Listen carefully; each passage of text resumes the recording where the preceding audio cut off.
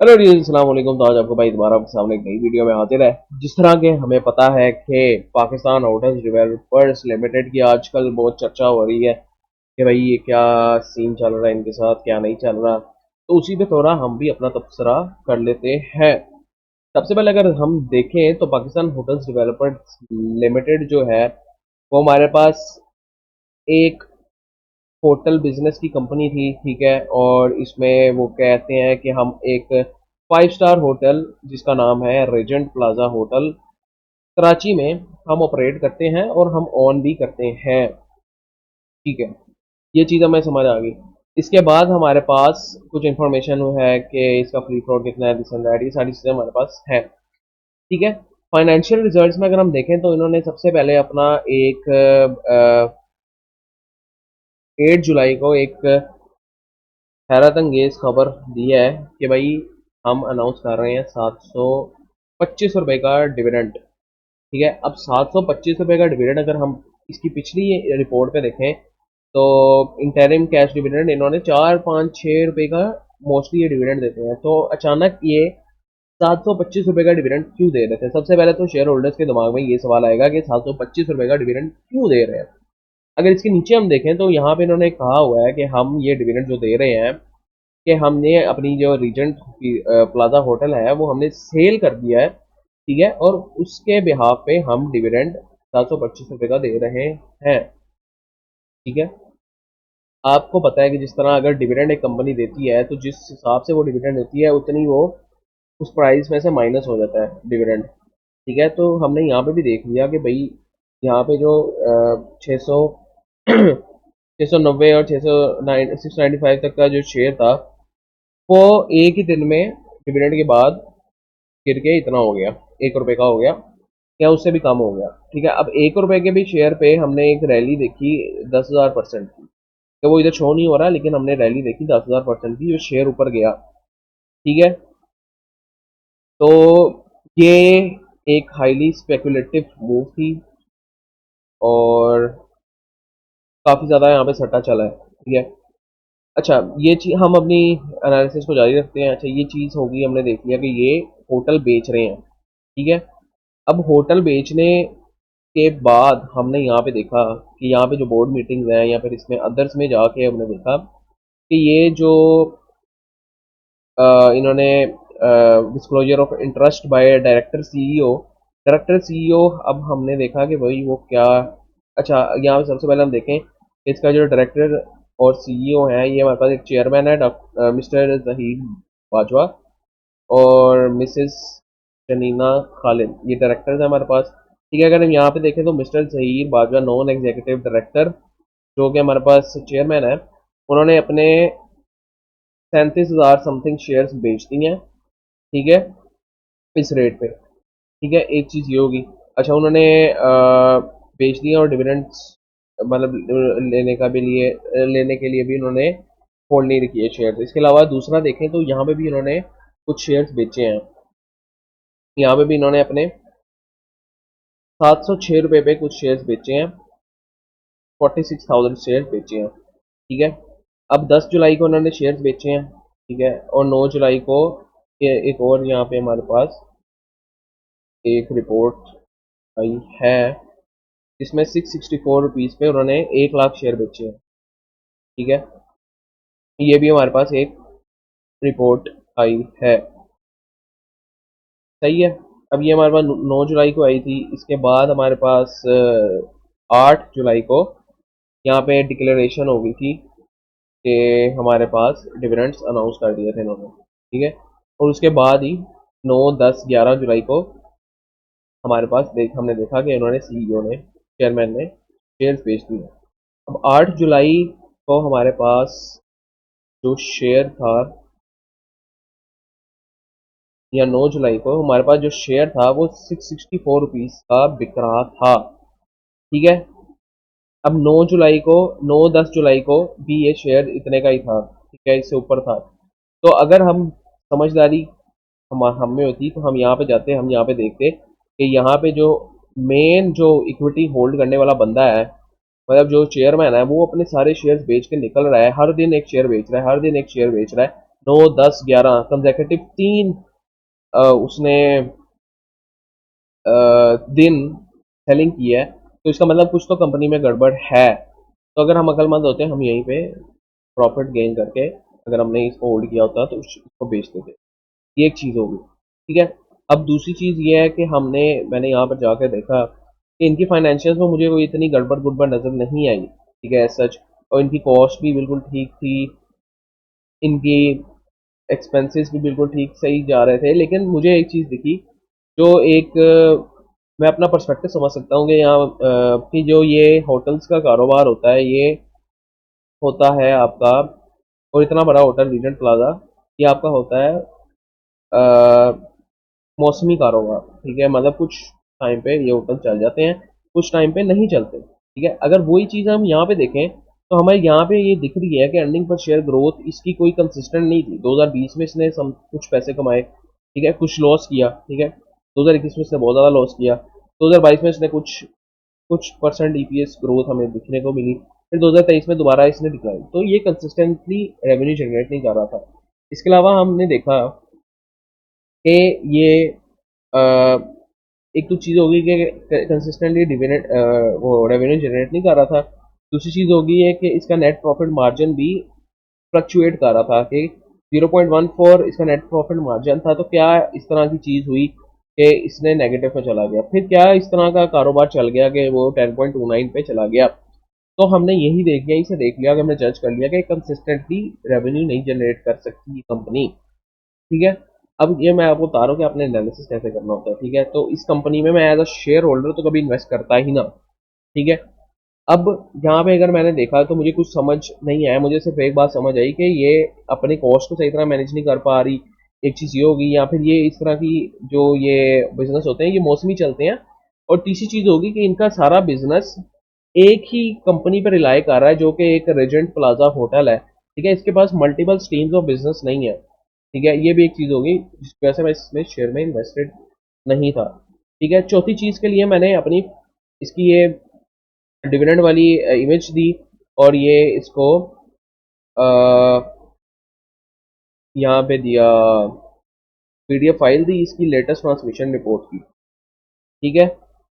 अब यहाँ मैंने इसको दिया, यहाँ पे मैंने इसको कहा कि भाई आपने जो कंपनी, मैंने इसको थोड़ा एक्सप्लेन किया कि जो PHDL है, पाकिस्तान स्टॉक एक्सचेंज में लिस्टेड एक कंपनी है, ठीक है। और उसने जो है अपने सारे शेयर्स अपने कंपनी को लिक्विडेट कर रही है, और जो रेवेन्यू है वो मतलब जो जितना भी पैसा आ रहा है उनको कंपनी बेच कर वो दे रही है, तो शेयर होल्डर्स में डिवाइड कर रही है। और इसके अलावा मैंने उनको कह दिया कि भाई अब मुझे बताएं, मैं एज ए इन्वेस्टर इसमें मेरे पास क्या स्ट्रेटजी होनी चाहिए, और क्या इश्यूज फेस कर रही थी एक कंपनी के, उसने ये पूरा प्लाजा ही बेच दिया, अपना बिजनेस ही बेच दिया, ठीक है। तो उसने ये इन दोनों चीज़ों को एनालाइज किया और मुझे बताया कि इसमें कहता है कि हमें कोई खास चीज़ नहीं दिखी, ठीक है, कि कंपनी में कोई इस तरह के डिफेक्ट्स थे या फिर इस तरह की कोई चीज़ें थी, ठीक है।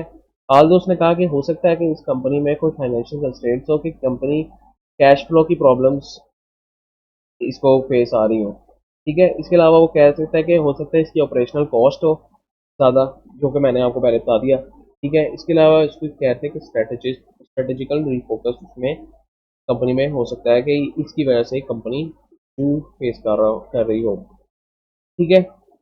अब इसके अलावा नेक्स्ट चीज़ हमारे पास ये होगी कि हमने यहाँ पर जाके मैंने ये भी देख लिया कि कंपनी की वजह मुझे कुछ समझ नहीं आई, ठीक है। तो मैं यहाँ ट्रांसमिशन रिपोर्ट पे गया। ट्रांसमिशन रिपोर्ट पे सबसे इम्पोर्टेंट चीज़ जो होती है वो होती है मेरी नज़र में डायरेक्टर्स की रिपोर्ट, ठीक है। तो मैं डायरेक्टर्स की रिपोर्ट में गया, जहाँ पे मैं डायरेक्टर्स की रिपोर्ट में गया,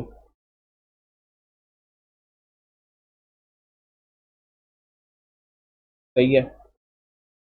तो अब ये डायरेक्टर्स की रिपोर्ट में भी उन्होंने कहा था कि काफ़ी अपनी कंपनी की तारीफ कर रहे थे कि हमने ये कंपनी को 31% हाई प्रॉफिट जनरेट किया है, और इतना इतना हमने क्यूमुलेटिव प्रॉफिट जनरेट किया है, सारा उन्होंने बताया इसमें, ठीक है। और उसमें इन्होंने ये चीज़ बिल्कुल भी डिस्कस नहीं की कि हम ये कंपनी को बेचने का कुछ सोच भी रहे हैं कि नहीं, वो तो इस बारे में बहुत ही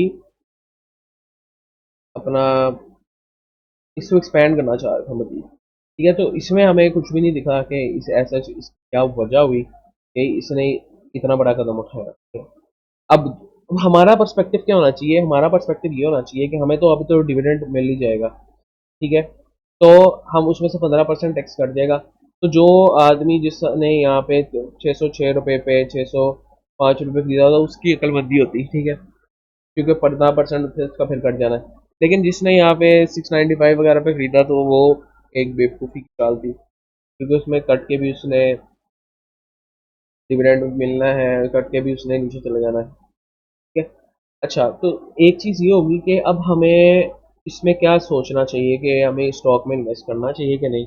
पहली बात यह है कि अगर आप तो स्पेक्यूलेटिव मूव के लिए देख रहे हैं ना स्टॉक को, जिस तरह के हमने देखा उसमें, अगर मैं आपको इसका एक एग्जांपल दिखाऊं, इसी तरह की एक company Pakistan international container terminal, शायद यही सीडी में मैंने पहले भी वीडियो बनाई थी।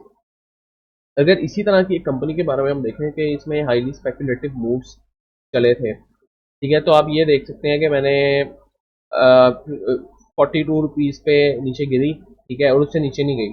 ठीक है, फिर ये 51 रुपीज़ 52 रुपीज़ इस तरह चली गई। ठीक है, तो ये जो मूव था ये स्पेकुलेशन का मूव था। ठीक है, अब हो सकता है कि ये इसमें स्पेकुलेशन हो मजीद, और ये कोई 3 4 5 रुपए पे चला जाए और उसमें से आप लोगों को प्रॉफिट हो, या हो सकता है कि इसमें स्पेकुलेशन ना हो और जो PSX है वो खुद ही इसको डिफॉल्ट कर दे। ठीक है, कुछ देर बाद, और ये एक डिफॉल्टर शेयर हो जाए और इसके बाद इसमें हम आपको प्रॉफिट की गुंजाइश ना बचे। तो अगर तो आप लोग चाह रहे हैं कि आपने एक स्पेकुलेशन का हिस्सा बनना है तो आप इसमें ज़रूर पैसे डाल सकते हैं, लेकिन वो फिर एक सट्टा ही होगा कि आपको पैसे मिलेंगे तो सारे बहुत अच्छा प्रॉफिट मिलेगा, लेकिन नहीं मिलेंगे तो फिर आपको बिल्कुल भी नहीं मिलेगा।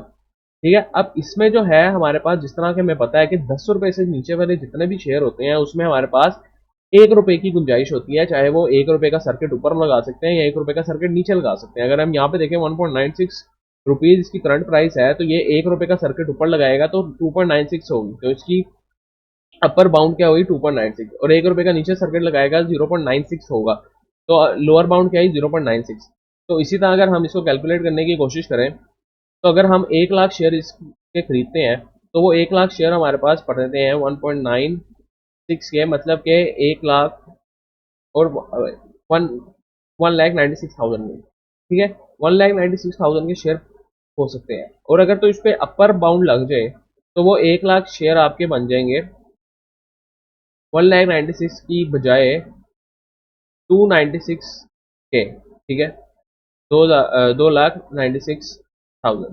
ठीक है, लेकिन अगर तो इसने लोअर लॉक लगा दिया तो वही आपके 1 लाख शेयर हो जाएंगे 96,000 में। ठीक है, तो यही है कि 1 लाख अगर आपने अभी डाल लिया, 1 लाख 1,96,000, वो 96,000 भी हो सकता है एक ही दिन में अगर उसको लोअर लॉक लग जाए, और वो 2,96,000 भी हो सकता है एक दिन में कि उसको अपर लॉक लग जाए।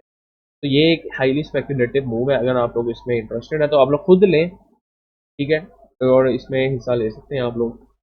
ठीक है? अगर ये, क्योंकि मुझे लग रहा है कि मुझे हाईली, मैं एज इन्वेस्टर या एज अ स्विंग ट्रेडर मैं इसमें पार्ट लूंगा।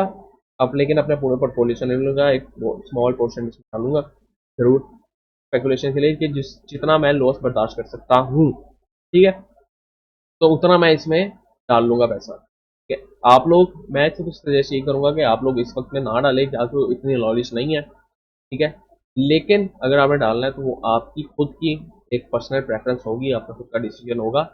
ठीक है, तो उम्मीद करता हूँ कि आप लोग अपने इसका फैसला अपनी खुद की फाइनेंशियल डिसीजन खुद करेंगे। क्या किसी के टिप्स वगैरह पे नहीं चलेंगे। ठीक है, आप लोगों को उम्मीद करता हूँ कि ये वीडियो पसंद आई होगी, आपको थोड़ी सी इन्फॉर्मेशन मिली होगी। तो थोड़ी सी भी इन्फॉर्मेशन मिली है तो नेक्स्ट टाइम के लिए भाई को इजाज़त दीजिए, और इस चैनल को प्यार दिखाइए, इस चैनल को शेयर करिए।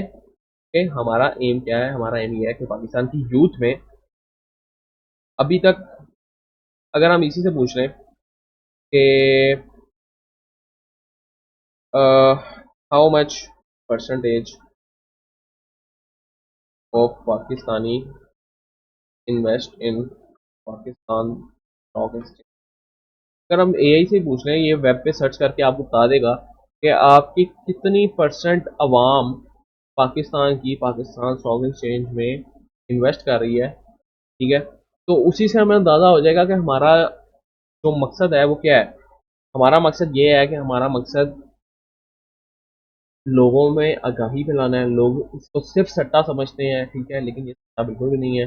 आप लोगों को भी अभी थोड़ी समझ आ रही होगी जब आप लोग मुख्तलिफ यूट्यूब चैनल्स पे देखते हैं जाकर कि लोग किस तरह के एनालिसिस कर रहे होते हैं, लोग किस तरह की चीज़ें इतनी सारी कम्प्लेक्सिटीज़ में जा रहे होते हैं एक चीज़ को एनालाइज करने के लिए, और फिर उसको एक अच्छे लेवल पे देख रहे होते हैं कि भाई ये अगर मैं इतना प्रॉफिट कमा लूंगा, ये मुझे इस कंपनी में इन्वेस्ट करना भी चाहिए कि नहीं, कि मैं इतना प्रॉफिट कमा के निकल जाऊँ। ठीक है, चाहे वो शॉर्ट टर्म इन्वेस्टर हो, लॉन्ग टर्म इन्वेस्टर हो। ठीक है, तो ये अभी रिस्पॉन्ड ही नहीं कर रहा। हम ऐसे ही गूगल पे सर्च कर लेते हैं, how much Pakistani invest in stock market.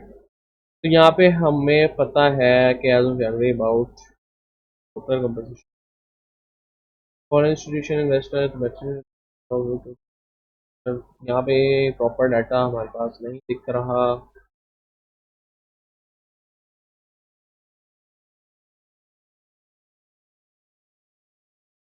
How much Pakistani investing, यहाँ पे वैसे उसने बता दिया कि 1886 फॉरेन इंस्टीट्यूट्स इन्वेस्ट कर रहे हैं और डोमेस्टिक इंस्टीट्यूट्स कर रहे हैं 883 के institutional investors along with about 2,20,000 retail investors. मतलब रिटेल इन्वेस्टर्स हमारी तरह के बंदे हैं क्या, तो अब 2,30,40,50,000 जो बंदे हैं वो इन्वेस्ट कर रहे हैं। ठीक है, जो पाकिस्तान के पता नहीं 1% भी नहीं बनता। अच्छा, ये इसने दे दिया as of the latest only about 0.11% of Pakistan population has a capital market account. ठीक है, वो कह रहा है कि हमें जो लेटेस्ट इन्फॉर्मेशन मिली है उसके मुताबिक 0.1% लोग, 0.11% लोग पाकिस्तान में इन्वेस्ट कर रहे हैं स्टॉक मार्केट में। ठीक है, अगर हम ये आर्टिकल भी पढ़ना चाहें तो ये आर्टिकल इसने हमें दे दिया जिसमें हमारे पास सारा डाटा मौजूद है। तो मेरा मकसद यही है कि लोगों में आगाही फैलाएं कि पाकिस्तान स्टॉक एक्सचेंज सट्टा नहीं है। अगर आपने इन्वेस्ट करना है तो आप छोटी उम्र से स्टार्ट करें और 10, 15, 20 साल में आप करोड़पति भी बन सकते हैं। ठीक है, तो ये एक छोटी सी हमारी काविश है जो कि आप लोग को पूरा भी कर सकते हैं, नहीं भी पूरा कर सकते हैं। शेयर करें, सब्सक्राइब करें, लाइक करें। नेक्स्ट टाइम के लिए भाई को इजाज़त दीजिए। अल्लाह हाफ़िज़।